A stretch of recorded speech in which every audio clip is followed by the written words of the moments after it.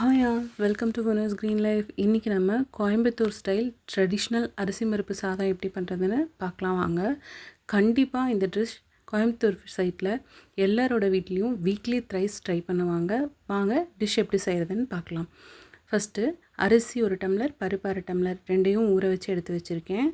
வெங்காயம், கறிவேப்பிலை, பூண்டு, தக்காளி, மிளகாய், வரமிளகாய், பச்சை மிளகாய் ரெண்டும் எடுத்திருக்கேன். ஃபஸ்ட்டு அடுப்பை ஆன் பண்ணிவிட்டு குக்கர் அடுப்பில் வச்சுக்கலாம்.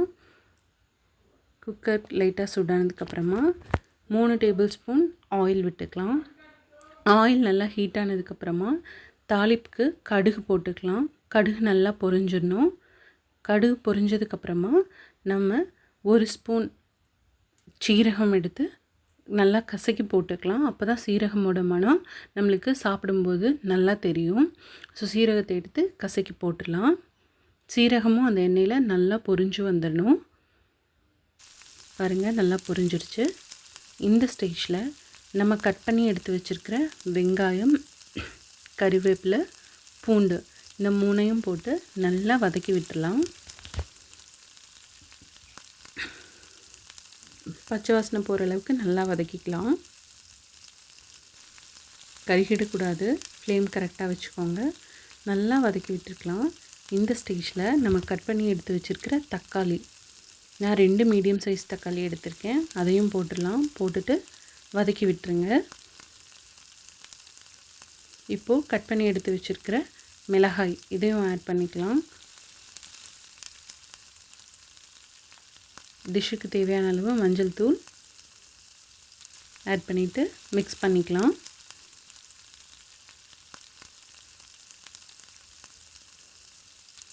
இப்போது இதோட பச்சை வாசனை லைட்டாக போகணும். அதுக்காக நம்ம மூடி வச்சு ஒரு 2 மினிட்ஸ் நல்லா வேக வச்சிடலாம்.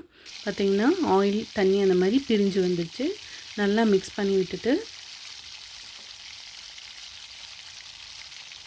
இந்த ஸ்டேஜில் நான் 1.5 கப்பு, அதாவது ஒரு கப்பு ரைஸ், 1/2 கப்பு பருப்பு எடுத்திருக்கேன். அதுக்கு 3 கப்பு தண்ணி விட்டுக்கிறேன்.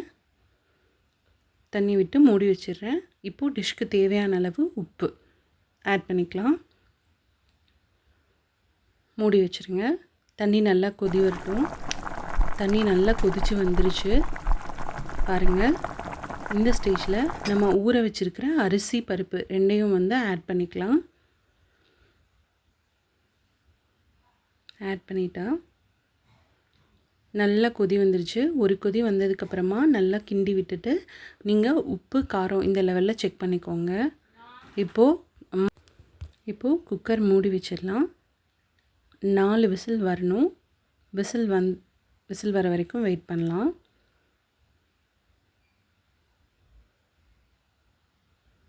இப்போது விசில் நல்லா அடங்கிடுச்சு.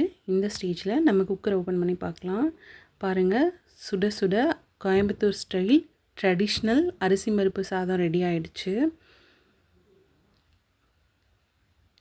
இந்த ட்ரெடிஷ்னல் ஃபுட்டை கண்டிப்பாக நீங்களும் வீட்டில் ட்ரை பண்ணி பார்த்துட்டு உங்களோட கமெண்ட்ஸை எனக்கு மறக்காமல் ஷேர் பண்ணுங்கள்.